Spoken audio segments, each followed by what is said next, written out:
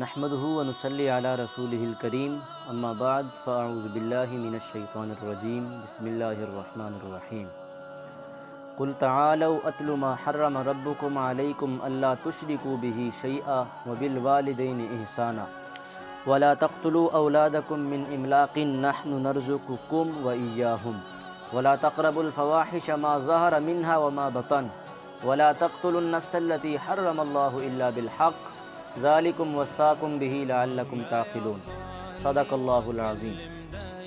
عزیز دوستو، امید کرتا ہوں آپ اللہ رب العزت کی خاص رحمتوں میں ہوں گے اور دعا گو ہوں کہ اللہ کریم آپ کو سدا سلامت رکھے۔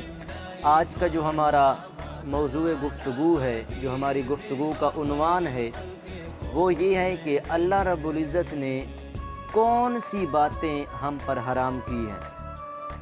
اپنے محبوب صلی اللہ علیہ وسلم کے ذریعے سے ہم تک کچھ ایسی باتیں پہنچائی ہیں جو ہمارے لیے حرام ہیں۔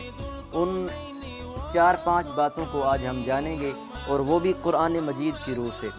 اللہ جل شانہ نے قرآن مجید میں فرمایا قل تعالوا اتل ما حرم ربکم، فرمایا قل، اے محبوب آپ فرما دیں۔ کیا فرمایا جی؟ تعالوا اتل ما حرم ربکم، کہ آپ لوگوں کو بلائیں اور ان سے کہیں کہ جو اللہ نے تم پر جن چیزوں کو، جس چیز کو حرام کیا ہے، ان کا ذکر لوگوں کے اوپر کریں۔ آپ وہ چیزیں لوگوں کو بتائیں۔ اب وہ چیزیں کیا ہیں جی؟ سب سے پہلی چیز ہے اللہ تشرکوا بہ شیئا، کہ اللہ کے ساتھ کسی کو بھی شریک نہ ٹھہراؤ۔ اب یہاں پر اللہ رب العزت نے اپنے وحدہ لا شریک کا لہو ہونے کا بیان فرمایا، اور قرآن کریم کے اندر اکثر مقامات، بہت سے مقامات ایسے ہیں جہاں اللہ جل شانہ نے فرمایا کہ میں وحدہ لا شریک ہوں، قل هو اللہ احد اللہ الصمد لم یلد ولم یولد ولم یکن لہ کفوا احد۔ ہر مقام پر اللہ کی وحدانیت، اللہ کے لا شریک ہونے کا بیان ہے کہ اللہ ایک ہے، اس کا کوئی بھی شریک نہیں ہے، وہ وحدہ لا شریک لہ ہے۔ ٹھیک ہو گیا؟ وحدہ لا شریک ہے، ٹھیک ہو گیا جی؟ اچھا، دوسری بات فرمایا وبالوالدین احسانا، پہلی یہ کہ اللہ کے ساتھ کسی کو شریک نہ ٹھہراؤ، دوسری یہ بات کہ وبالوالدین احسانا، والدین کے ساتھ احسان کرو۔ اب ایک بات یاد رکھیں کہ اللہ جل شانہ نے قرآن مجید کے اندر جہاں بھی اپنی عبادت کا ذکر فرمایا، جہاں بھی اپنا ذکر فرمایا، اپنی توحید کا ذکر فرمایا، اللہ نے اپنے ذکر کے بعد اللہ رب العزت نے فرمایا کہ وبالوالدین احسانا۔ بہت سے مقامات ایسے ہیں، وَإِذْ أَخَذْنَا مِيثَاقَ بَنِي إِسْرَائِيلَ لَا تَعْبُدُونَ إِلَّا اللَّهَ، اللہ نے فرمایا کہ میری عبادت کرو، فرمایا وبالوالدین احسانا، پھر والدین کے ساتھ احسان کرنے کا حکم دیا، وَاعْبُدُوا اللَّهَ وَلَا تُشْرِكُوا بِهِ شَيْئًا وَبِالْوَالِدَيْنِ احسانا۔ یہاں اللہ نے عبادت کا بھی ذکر کیا اور اپنی توحید کا بھی ذکر فرمایا، اس کے بعد فرمایا وبالوالدین احسانا، والدین کے ساتھ احسان کرو۔ ٹھیک ہو گیا جی؟ ایک اور مقام وَقَضَىٰ رَبُّكَ اللہ، قرآن کریم کے اندر جتنے بھی مقامات ہیں جہاں بھی اللہ نے اپنی عبادت کا، اپنی توحید کا، اپنے ساتھ شریک کوئی نہ ہونے کا حکم فرمایا، وہاں پر اللہ نے یہ بات تاکیداً فرمائی کہ والدین کے ساتھ احسان کرو۔ ٹھیک ہو گیا جی؟ تو والدین کے ساتھ احسان کرنے کا جو حکم ہے یہ اللہ کی طرف سے ہمیں دیا گیا۔ ہم اپنے والدین کے ساتھ احسان کریں گے تو یہ اللہ کا جو حق ہم پر ہے وہ ادا ہو جائے گا، نہیں کریں گے تو یہ حرام ہے ہمارے لیے۔ یعنی کہ والدین کے ساتھ احسان کرنا ہر حال میں ضروری اور لازمی اور فرض عمل ہے۔ 2 باتیں ہو گئی۔ آگے فرمایا وَلَا تَقْتُلُوا أَوْلَادَكُم مِّنْ إِمْلَاقٍ نَحْنُ نَرْزُقُكُمْ وَإِيَّاهُمْ۔ وہ پرانے زمانے میں نا لوگ ہوتے تھے پہلے وقت میں، تو جب وہ غربت سے، مجبوری سے، فکر و فاقہ سے تنگ آ جاتے تھے نا، کھانے پینے کے لیے کچھ نہیں ہوتا، ان کے پاس مال و متاع کم ہوتا، غریب ہوتے، فقیر ہوتے، کھانے کے لیے کم ان کے پاس اخراجات ہوتے، تو وہ ان سب چیزوں سے بچنے کے لیے اپنی اولاد کو قتل کرتے تھے۔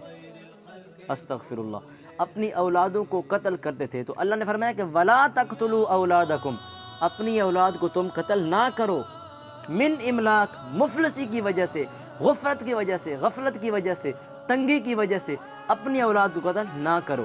اللہ نے فرمایا کہ نحن نرزقکم و ایاہم، تاکید لگا دی کہ تم مفلسی کی وجہ سے اپنی اولاد کو قتل کرتے ہو.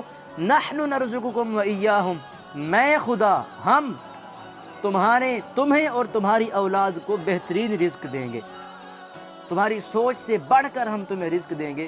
رزق کا جو ذمہ ہے وہ اللہ نے اپنے حوالے کیا ہوا ہے کہ تم اپنی اولادوں کو تکلیف نہ پہنچاؤ، انہیں تم نہ قتل کرو. رزق جو ہے وہ ہم تمہیں عطا فرمائیں گے. 3 باتیں کر دیں. پہلی یہ کہ اللہ کے ساتھ کسی کو شریک نہ ٹھہراؤ. دوسری بات یہ کہ والدین کے ساتھ احسان کرو. تیسری بات یہ کہ اپنی اولاد کو قتل نہ کرو. مفلسی اور غربت کی وجہ سے رزق کا ذمہ ہمارا ہے، ہم تمہیں رزق دیں گے. پھر فرمایا وَلَا تَقْرَبُوا الْفَوَاحِشَ مَا ظَهَرَ مِنْهَا وَمَا بَطَنَ. فرمایا وَلَا تَقْرَبُوا الْفَوَاحِشَ، فحشی، برائی، بے حیائی، ان کے نزدیک نہ جاؤ. آگے فرمایا ما ظہر منہا وما بطن، جو ان میں کھلی برائیاں ہیں، ظاہر ہیں، وما بطن، اور چھپی ہوئی ہیں. اب دیکھو اللہ رب العزت ظاہر کو بھی جانتا ہے، باطن کو بھی جانتا ہے. لیکن ہم کیا کرتے ہیں؟ ہم یہ کرتے ہیں کہ ہم ظاہری گناہ سے بچتے ہیں، وہ اللہ کے لیے نہیں بچتے. اگر ہم باطنی گناہ سے بچیں تو یہ اگر اللہ رب العزت نے ہمیں یہ موقع عطا فرمایا ہے، ہمیں زندگی دی ہے، تو ایک آزمائش ہے کہ کون اچھے کام کرتا ہے، کون برے کام کرتا ہے اس زندگی میں. تو دیکھیں اللہ رب العزت نے فرمایا کہ وَلَا تَقْرَبُوا الْفَوَاحِشَ مَا ظَهَرَ مِنْهَا وَمَا بَطَنَ، کہ برائی کے قریب نہ جاؤ. ما ظَهَرَ مِنْهَا، خواہ وہ ظاہر ہو، وما بطن، خواہ وہ ظاہر نہ ہو. یعنی کہ کسی کے سامنے بھی گناہ نہ کرو، کسی سے جدا ہو کر بھی گناہ نہ کرو. اللہ کا خوف، اللہ کا ڈر اپنے سینوں میں رکھو، اپنے دل میں رکھو. جب تمہیں اللہ کا ڈر ہوگا، اللہ کا خوف ہوگا، تو تم برائی سے ہمیشہ پاکیزہ رہو گے. تو یہ فرمایا کہ ولا تقربوا الفواحش، بے حیائی کے نزدیک بالکل نہ جاؤ. ٹھیک ہو گیا. آگے فرمایا ولا تقتلوا النفس التي حرم اللہ الا بالحق، کسی بھی جان کو جس کی حرمت، جس کی عزت، جس کی حفاظت، عزت اللہ نے اپنے ذمہ رکھی ہو، حرمت رکھی ہو، اسے تم ناحق قتل نہ کرو. اللہ نے فرمایا کہ کسی بھی جان کو، کوئی بھی جان تمہاری مکروز نہیں ہے، کسی بھی جان کو ناحق قتل نہ کرو، کیونکہ جانوں کی جو حرمت ہوتی ہے، جو عزت ہوتی ہے، جو حفاظت ہوتی ہے، وہ اللہ نے رکھی ہوتی ہے. یہ 5 نصیحتیں فرمائی. پھر سن لیں. پہلی فرمایا اللہ تشرکوا بہ شیئا، اللہ کے ساتھ کسی کو شریک نہ ٹھہراؤ. والدین کے ساتھ احسان کرو، اور اپنی اولادوں کو مفلسی کی وجہ سے قتل نہ کرو. اور فرمایا کہ برائی کے نزدیک نہ جاؤ، خواہ وہ نظر آنے والی ہو یا نہ آنے والی ہو، یعنی کہ اکیلے میں ہو یا محفل میں ہو، برائی سے بچو ہمیشہ. فرمایا ولا تقتلوا النفس التي حرم اللہ الا بالحق، کسی جان کو قتل نہ کرو ناحق، جس کی حرمت اللہ نے رکھی ہے اسے قتل نہ کرو. اللہ نے 5 چیزیں بیان فرمائی. اس کے بعد فرمایا ذالکم وصاکم بہ لعلکم تعقلون، یہ تمہیں اللہ کی طرف سے حکم دیا گیا ہے لعلکم تعقلون، تاکہ تم عقل والے ہو جاؤ، تمہارے عقل کے اندر، تمہارے ذہن کے اندر، تمہارے دماغ کے اندر یہ باتیں رچ جائیں اور تمہاری سمجھ میں آ جائیں.